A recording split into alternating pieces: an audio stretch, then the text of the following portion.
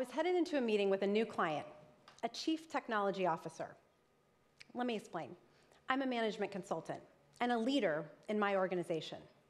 So, I'm headed to meet with this new client. It's our first time meeting face-to-face. I walk into the conference room, he turns, he looks at me, and he says, "Well, hello, little lady. You must be one of the summer interns. Why don't you grab a seat in the back and take notes?"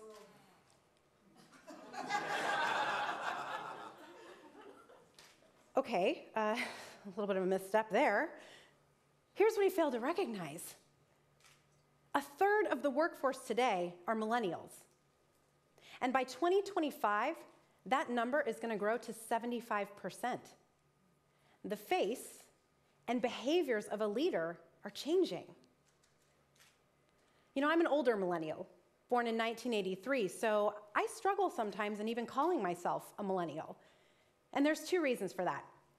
First of all, I am so much more than this one label. Yes, I'm a millennial. But I'm also a working mom, a wife, a preacher's daughter, an MBA, and on and on. There are many labels that make up my identity.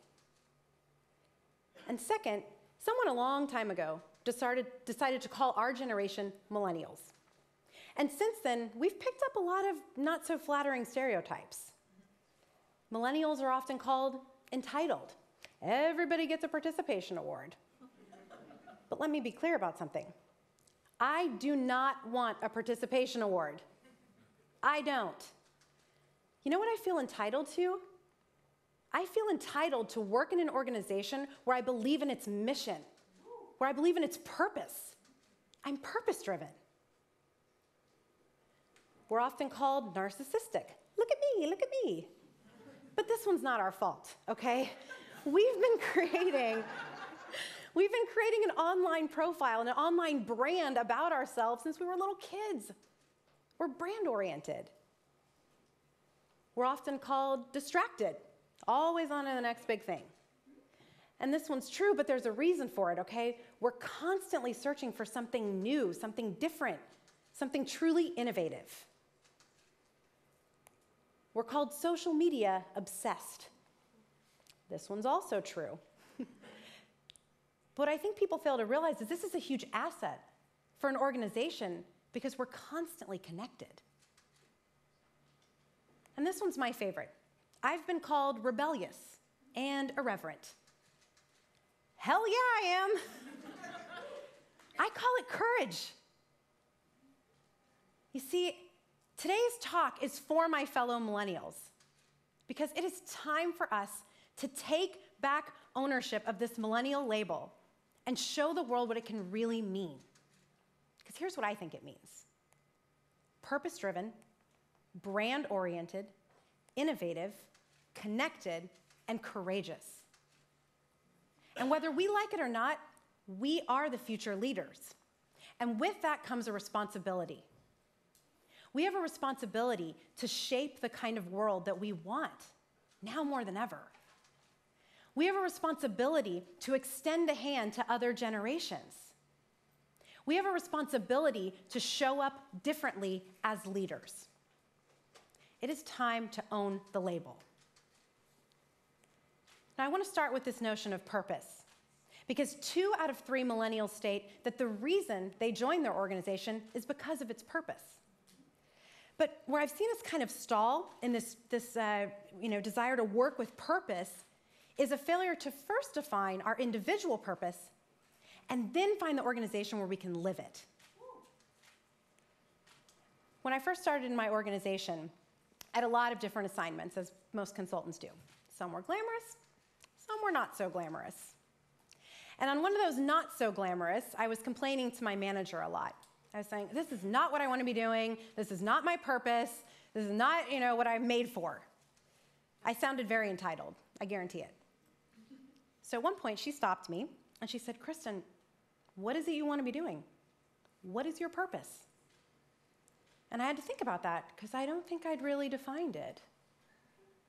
And finally, I came back and I said, you know what?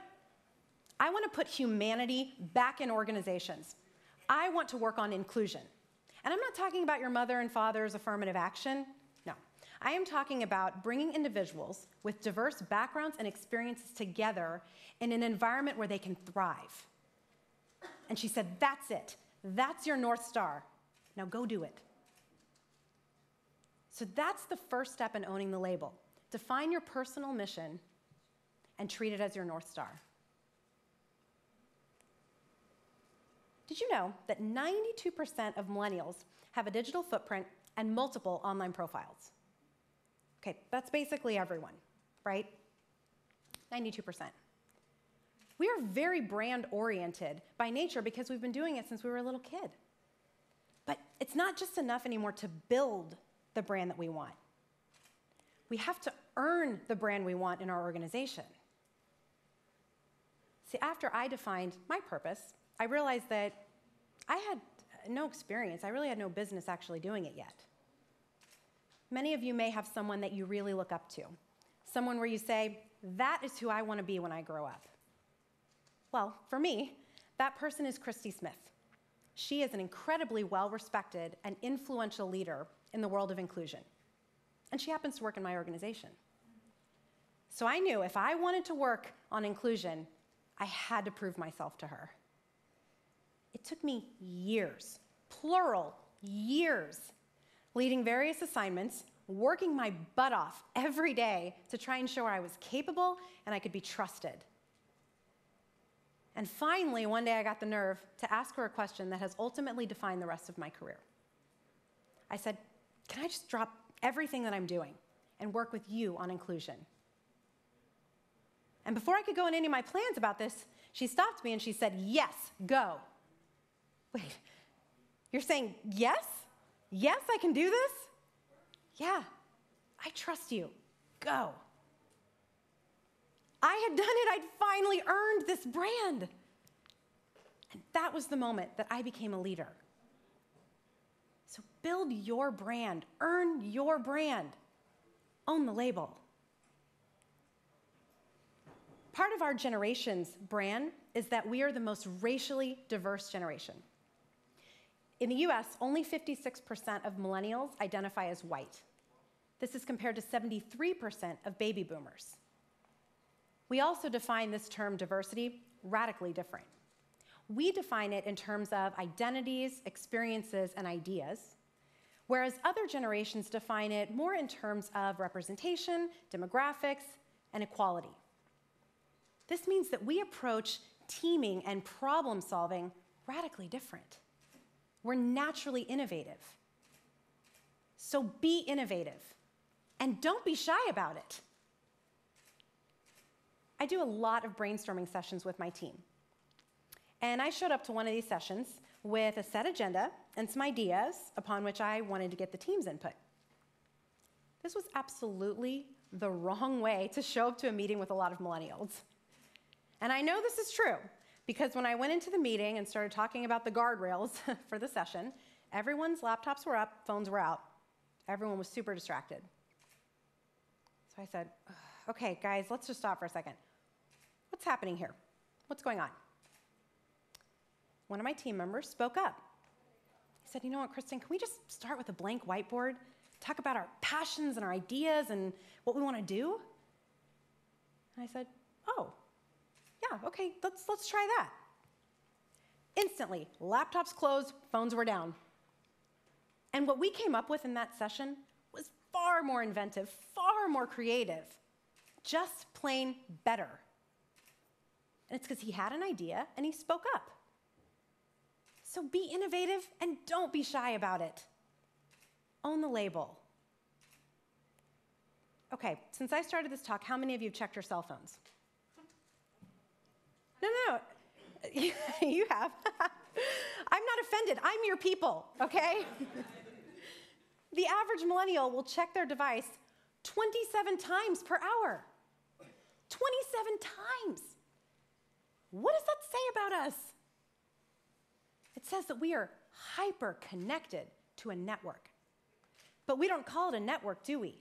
We call it community. And there's a difference. A network is about professional development and career advancement. Community is about support. Don't just build a network. Build your community. This is my son, Jackson. I know, he really is that cute. When Jackson was born, I took 5 months off of leave. And the first week that I went back to work, what happened? Little Jackson caught a stomach virus. He had a fever at 102. He was throwing everything up. He couldn't sleep. It was heartbreaking. And I got really scared because I couldn't figure out how I was going to do my job and take care of my sick baby. So I did what a lot of folks in my generation do. I turned to social media. I posted about my predicament. Within about 5 minutes, I had a phone call from my mom and my best friend saying, hey, how can I help out? A few minutes later, my boss and my team started pinging me, hey, I saw your post. What can I cover? So in the span of like 20 minutes, I had a solution for this predicament. And that's just a personal crisis. Imagine the power and the impact that you have through your community. Crowdsourcing ideas, getting information, problem solving. Being connected is a huge asset for our generation. So don't just build a network. Build, leverage, and impact your community. Own the label. I want to talk a little bit about courage now. 61% of millennials are worried about the state of the world. And in light of recent events, I think that's pretty understandable. 81% have donated time, money, or resources. And 84% believe that making a positive difference in the world is more important than professional recognition. We are activists. And we have a lot of courage. But here's the most important thing that I'm going to tell you today. Having the courage to stand apart is required before you can lead others to stand together. Do you remember that story I told you at the beginning about my client? Let me tell you how it ends. Every meeting after that started with the same, well, hello, little lady, or you remind me of my daughter, or you're pretty, so it doesn't matter if you're smart. Now, what I realized is my team was losing respect for me because I didn't stand up for myself or for them. So, one day, I confronted him. I had to. I said, listen, I am highly qualified to do this work, but I can't continue to work with you when you're treating me with such disrespect. If you want me to find a replacement, I'm happy to do that. But just so you know, they won't be as good as I am. With that, I left the conference room, went back to my desk, sat down, and panicked. What did I just do? Instantly, I'm thinking, well, I'm fired, and I wonder if my parents will let me move back in with them. And then suddenly, I heard that familiar diddling. It was an Outlook invite from that client for a meeting later in the week to continue our work. I couldn't believe it. I got through to him. And bonus, I didn't get fired. Courage. Courage makes this generation special. It makes us worthy of followers. It makes us leaders. So have courage. Be strong. Own the label. See, it is time for us to take back ownership of this millennial label and show the world how it equips us to be great leaders. So let's do it. Let's own the label. Thank you.